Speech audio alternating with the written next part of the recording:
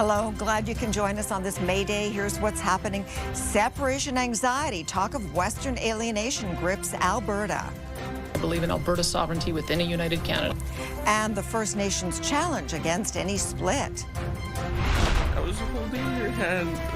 A harrowing survival story from a grieving son. I feel a little stressed about it. Plus hopes and hang-ups over a school cell phone ban.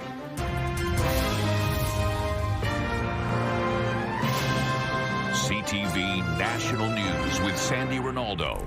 Talk of Western alienation, even separation, is being fueled by the results of Monday's federal election.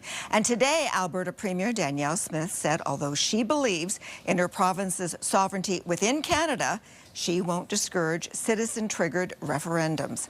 At the same time, a First Nation sent the Premier a cease and desist letter. CTV's Kathy Lee in Calgary now on the growing polarization between East and West. Kathy.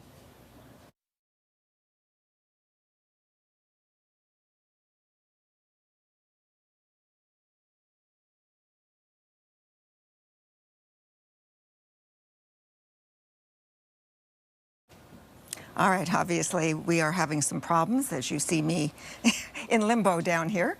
We'll try to fix it as we go along. Our next story is Prime Minister Carney will have to address those calls to reset the relationship between Alberta and Ottawa. That's what we would have seen in Kathy's piece. In the interim, the Liberals are busy making plans as a minority government, and today a recount saw one of the closest races change hands. In Quebec, the riding of Terrebonne has now moved back to the bloc. It also means the Liberals are down to 168 seats overall, putting them 4 away from the 172 needed for a majority. CTV's Judy Trin has been looking into what Mark Carney and his team have been doing since Election Day. So, Judy, what have you learned? Sandy, my sources in the Prime Minister's office say that they are working on a dual track in regards to political and policy priorities. Now, on the political front, Mark Carney has to decide who will be in his cabinet. However, on the policy side, Sandy, you'll recall that before the election was called, the Prime Minister, Mark Carney, sat down with premiers and he promised them that he would remove federal trade barriers to provinces and territories by Canada Day. So that is a bill that they will have to draft. They're working on that language. The government also has to draft a budget and put it towards the House of Commons. Now, another thing that's going to happen, there is a set date in the parliamentary calendar to return. That is May 26th. But because the minority government is so strong, their numbers, as you say, are at 168, the Liberals don't feel any pressure to return any earlier. Speaking of a date, Judy, is there anything yet that you can share with us about when the Prime Minister goes to the White House? Well, after President Donald Trump spoke with Prime Minister Carney, he said it would happen in the next week. The Prime Minister's office has not confirmed that, but we are expecting to get a set date and more details tomorrow when Mark Carney speaks to the media for the first time after the election. Sandy. All right, Judy, thanks so much. If you're a student in a Quebec public or private school, starting late summer, you will have to say goodbye to checking your messages in between classes. The province plans to impose a strict full ban on cell phones in schools. CTV's Quebec Bureau Chief Geneviève Beauchemin is here. And Geneviève, why did the province decide to do this? Well, Sandy, Quebec has answered the call from a panel of experts, and as of September, cell phones will be banned from all elementary and high schools. From the moment the morning bell rings through the breaks to the moment they head home, students won't have access to their devices on school grounds. Here's what some grade 9 students had to say. For me, I don't know, I like being able to, if something happens, I like to be able to just take my phone out and, call my parents or call whoever. But with this phone ban, I'm not able to do that. And I don't know, I don't like it. Personally, in my opinion, I like the cell phone rule because my cell phone to me is a distraction when I'm trying to study. Quebec's education minister says the move follows a recommendation by experts hired to study the impact of screens. I want students to be more concentrated. I want students to talk to one another. I want students to succeed more. Several other provinces, including Ontario, Nova Scotia, Saskatchewan, have imposed phone use rules. And since 2024, Quebec has had a ban on cell phones in the classroom. But the province is now opting to expand the range of its ban. Some parents' associations have long opposed a full ban. You're looking at children sometimes being in the bus over an hour. If something happens, how are parents supposed to be able to reach their children? Many teachers and principals say this will be a valuable lesson, though they know kids will try to find their way around these rules. And socially, the way the kids have changed in their behavior from when I started teaching like 10 years ago is pretty drastic, and I would hope that it would start to curb that behavior a little bit. Now, there may be exemptions for students with medical conditions or learning difficulties, but others will have to disconnect. Sandy. All right. Thank you, Genevieve. Vigils were held to remember the 11 killed in that horrific attack on a Filipino street festival last Saturday. 16 are still in hospital. Some of what we're learning about those who survived the ordeal will break your heart. CTV's Shannon Patterson shares a survivor story with us now. As the memorial continues to grow at the site of this tragedy, several victims remain in hospital, including a Vancouver man who brought his mother to the Lapu-Lapu festival. When the SUV came barreling through, he grabbed her hand and tried to get her out of the way, but she didn't make it. I haven't seen her since the accident. I was holding her hand. It's like I heard the car screeching behind. I looked behind, I saw it. I tried to pull her. At least that's what I remember. And that was it. I didn't get to say goodbye or like look out or watch, like move, nothing, no words. I just really tried to pull her. Helgi Bjarnason is now recovering in hospital with a broken leg. His mother, Vicky, had been visiting Vancouver to spend time with him and his brother, Thor. She taught me so many things.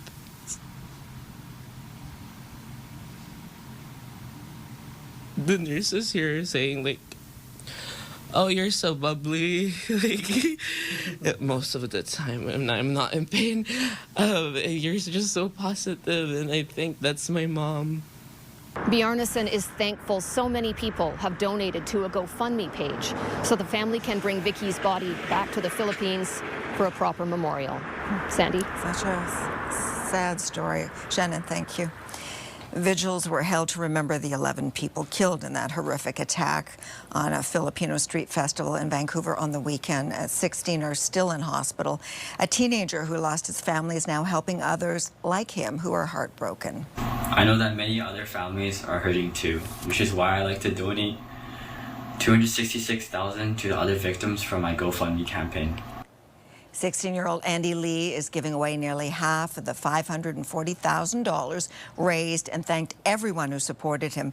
Lee's father, stepmother, and little sister were among those killed when a car crashed into the crowd at the Lapu-Lapu festival. He stayed home that night to finish his homework. Now, the driver of the SUV who allegedly rammed into the crowd suffered from mental health issues. Now we're learning there's been a shift in how young people, those under the age of 25, access help. CTV's Alison Bamford has been looking into this angle. And Alison, what have you learned? Well, Sandy, it appears more youth are turning to their family doctor or prescription medications to treat their mental health disorders, while less and less are ending up in hospital or the ER. A report out today from the Canadian Institute for Health Information compares youth mental health trends pre- and post-pandemic. The number of emergency department visits and hospitalizations dropped in 2023 compared to 2018. Doctors' visits and prescriptions went up. A surprising find for experts who say hospitalizations and ER visits had been increasing steadily prior to the pandemic. Now, a number of factors could explain this. There's been significant investments in mental health care and heightened awareness in recent years. Children and youth are still quite sick when they come seeking care, being in the emergency departments or in the community settings. It seems the system is now better equipped to provide services and perhaps to recognize the conditions earlier as well. It's important to note that while the way youth get mental health care is changing, there's no evidence to suggest their mental health is improving. Stats show about 1 in 5 youth who felt their mental health was good or better in 2019 no longer felt that way in 2023. Sandy? Alison Bamford. No reason given for an alarming assault on a cyclist Tuesday morning that was caught on camera. A man walking down the street with a shopping cart appears to shove it at a man on an e-bike riding in the bike lane. The victim went to hospital with minor injuries. Police say a 47-year-old man has been arrested and faces multiple charges, including assault with a weapon. Now, healthcare professionals like nurses are also finding themselves vulnerable to assault. And now there are calls to improve safety on the job. CTV's Alex Carpa has a first-person account from Manitoba. So this is me on a regular day. Katie Stark has been a children's emergency nurse for 15 years. She deals with a lot on a day-to-day basis, but nothing prepared her for when she was assaulted on the job. The patient had come at me and had attacked me and then attacked another staff as well. Stark says she's never felt more unsafe while working. It's not okay for violence against anybody, and I think we all know that violence is unacceptable, but for some reason it seems to be acceptable for healthcare workers to experience violence. Calls are now being renewed to improve safety for healthcare workers here in Manitoba. Just recently, a nurse in Manitoba's second largest city, Brandon, was attacked while on the job. Police say a 26-year-old man allegedly approached the nurse where she was spit on, grabbed around her neck in a chokehold, and almost stabbed with a needle. The nurse was able to get away and was not physically injured, but advocates say it could have been much worse. Frontline healthcare providers, nurses are experiencing more and more violence. You almost get to the point where you think, at least I didn't get punched. I only got spit on and yelled at least I didn't get punched.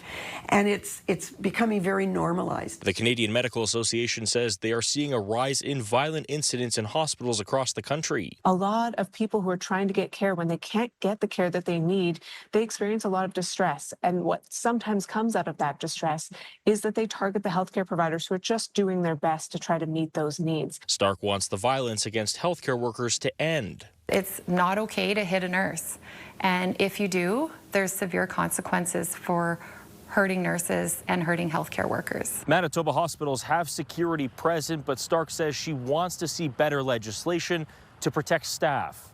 Alex Carpa, CTV News, Winnipeg. As we head to break, there was no testimony today at the sexual assault trial of 5 former members of Canada's World Junior Hockey team because one of the jurors was ill. The trial is expected to resume tomorrow. Coming up, bidding on the Bay. It's sort of like buying a piece of Canada. We'll tell you who's trying to bank on retail history.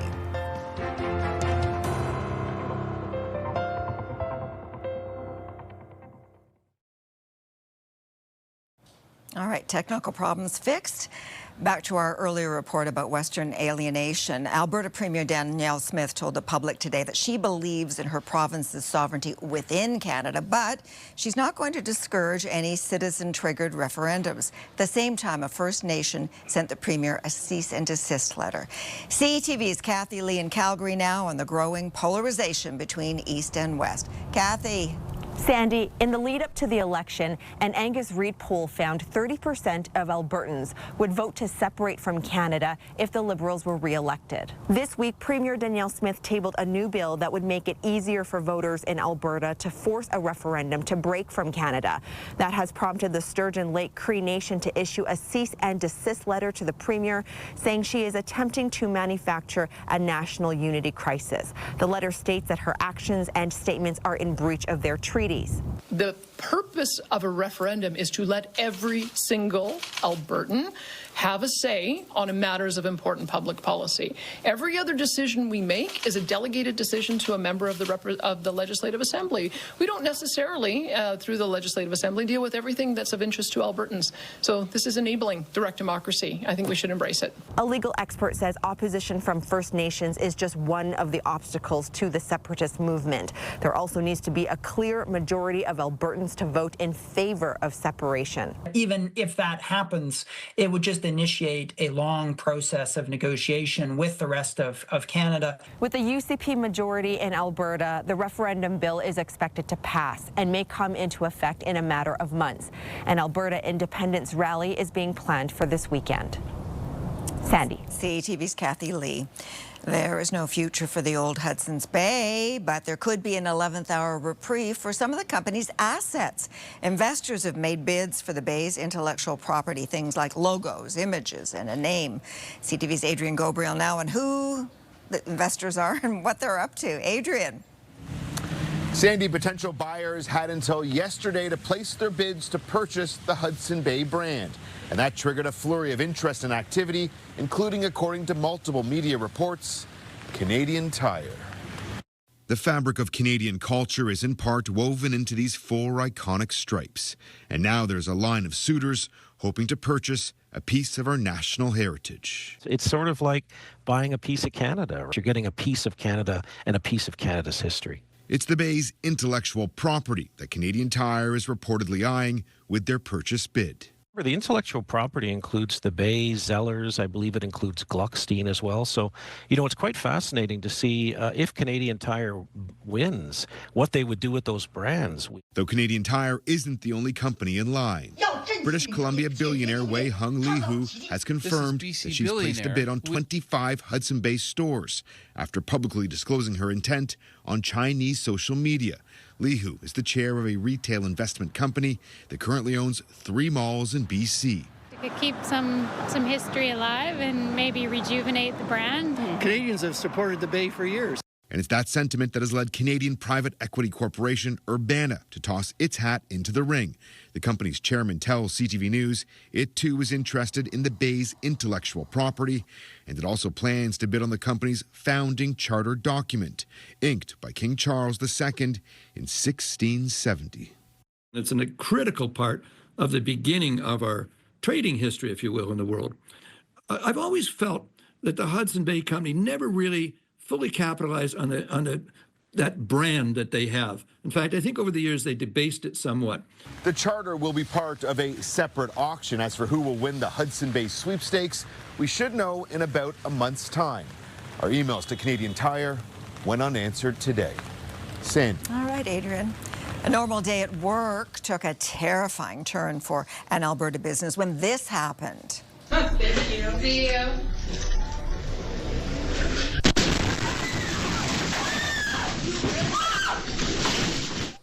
Security footage captured a car plowing through the front of this cell phone repair store in the town of Okotoks. It crashed into a wall, which then collapsed. Police believe the driver had a medical episode. CTV National News will be right back.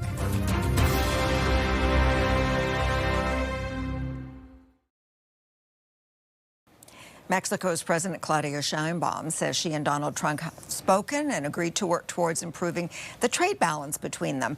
This as Canada faces down those tariffs. A federal government priority is to knock down barriers to interprovincial trade, and one of those leading the provincial charge is New Brunswick's Premier. CTV's Sarah Plowman is in Fredericton. And Sarah, what was Premier Holt's message today to Ottawa?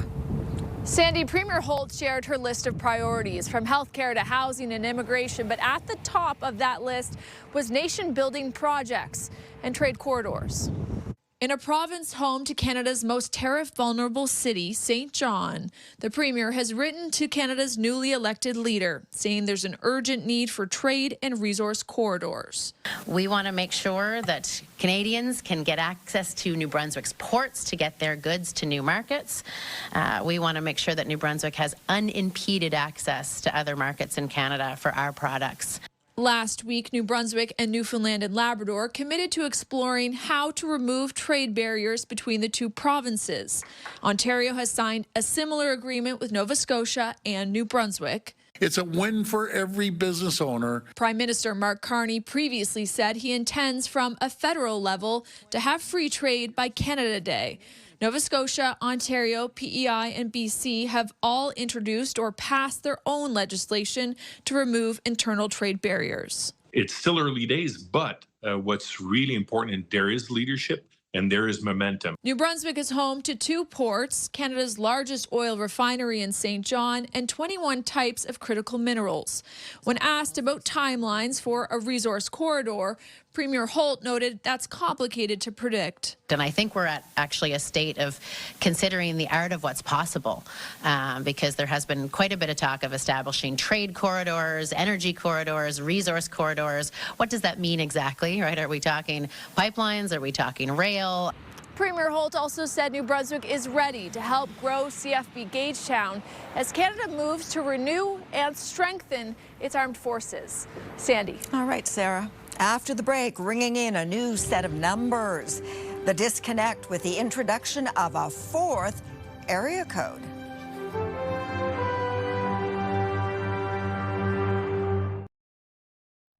What do the numbers 416, 647, or 437 say to you? Well, if you live in Toronto, it's a no-brainer. And if you happen to have the granddaddy of area codes 416, hold on to it because there's a new kid on the block. CTV's John Valley-Rao dials up the story. For Toronto area cell phone users, it's gonna take some getting used to. A brand new area code, 942, that started popping up on phones in a city still synonymous with the old school original. 942, yeah. How does that sound to you? I don't like it, to be honest. Like, I think we got enough area codes, no? That's garbage. Sounds a bit sketchy.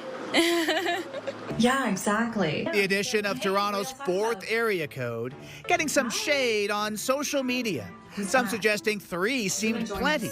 And this new code comes just weeks ahead of British Columbia adding the province's 6th area code, 257. It's a lot of numbers, and really, it's not just all people using these up. It's a lot of technology that's using these numbers up as well.